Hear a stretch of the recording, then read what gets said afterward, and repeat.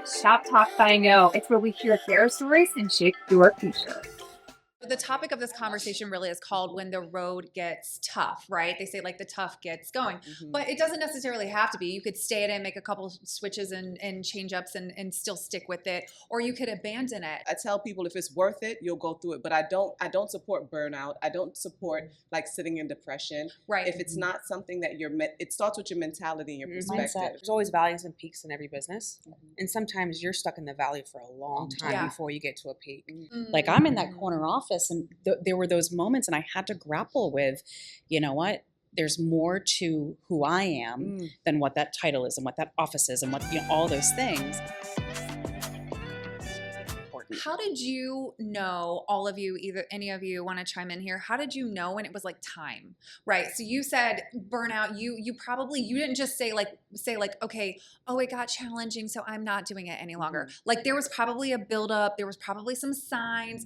What did that look like, whether it's like inside your body or whatever? Like how did you know it was time to make a change? It physically started to take a toll on me. 100%. I had high blood pressure. I had 2 surgeries in under 90 days. Wow. I was obsessive with my work. I eat, sleep, and lived it, you know, and I was just having kids and still getting back to work. I had a miscarriage and went straight to the studio from the hospital. I was insane. I was going to say, was there a time when you were like, what the I hell went am straight I to doing the studio and right went now? right back to work. This isn't normal. It's this not isn't normal, right? And No. then it was that time when I was like, the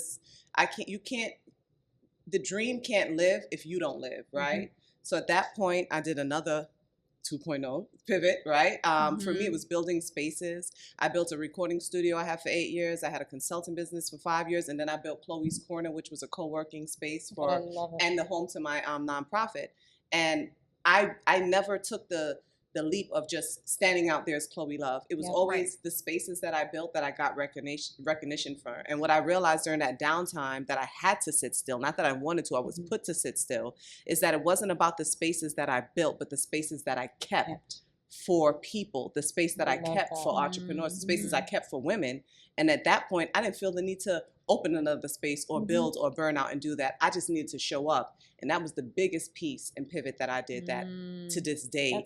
If I didn't go through those things, I wouldn't have understood Liana, that. talk to us about timing. Like, you know, you made a big determination and move outside of the family business, right? How do you know, like, talk a little bit about the timing of that. Like, how did you know it was time?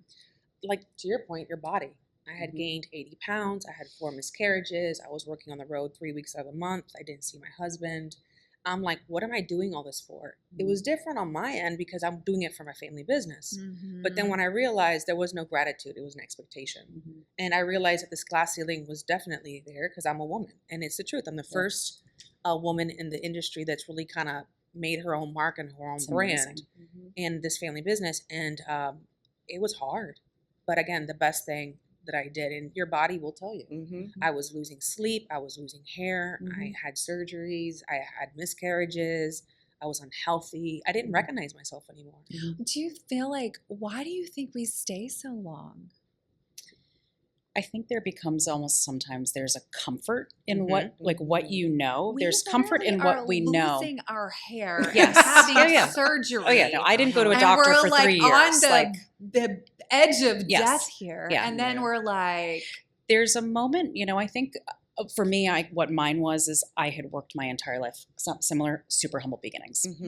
And I go back to like my 24-year-old self. I dreamed of the job I was sitting in. I remember thinking, like, I'm going to get it. On me. And I'm not, and I'm grateful. How can I now walk away from what I got to? Like I'm in that corner office and there were those moments and I had to grapple with, you know what? There's more to who I am than what that title is and what that office is and what, you know, all those things. And that was, my husband, he's the biggest supporter. And he was actually the one who finally said, he's like, babe, you're a shell of yourself. Like, it's time. You gotta go. And he supported me and said that he's like, look, we're going to figure this out. And it was scary because again, I was the breadwinner. Yeah. But it was the best. But it also speaks to that. I feel like women are in this time, it's like, you got to be strong, right? So we moved from you got to be strong and you got to endure. And so many women came before us and they didn't have the opportunity to work and feminism.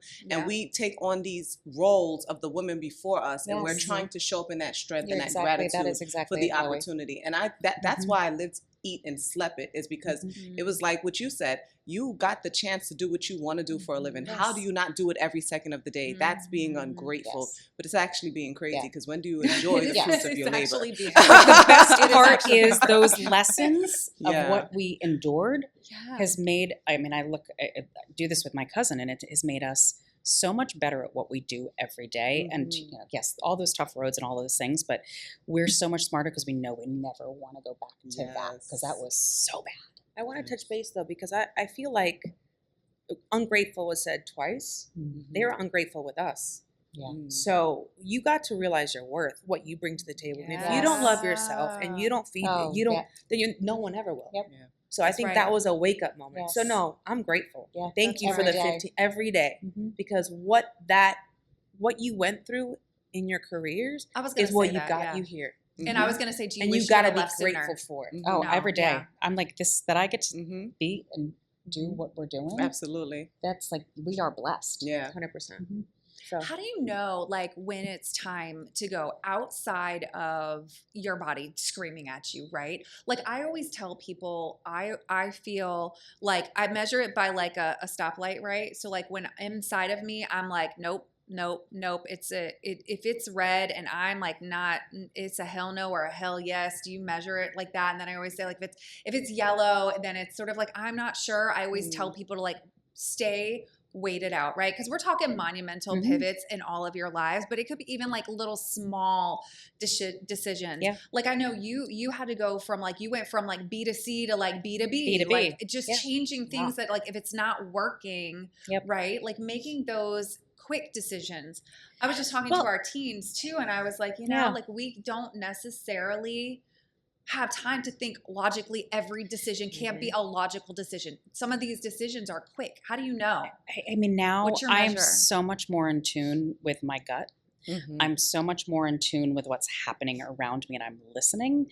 And I think that's the pieces. Before I was never listening. I wasn't 100%. listening to what was even just the physical things, but also now it's like you hear, like I was missing that. I had lost that for too long, and now it's like, okay, we know when something's not right. Yeah. When you can feel, we all know. we have that We intuition. have it. as We all women. have that. Yes. And it's also just ensuring that, like, what are the things I'm pulling in that I'm listening at, and am I learning from that, and how do I then? And Love that was what we learned in order to make the pivot from where we went from the selling in retail I love into the B2B. And it's not easy. Mm-hmm. I think it's exactly what you said. It's not easy. Nothing is easy. Yeah. Nothing in life is easy.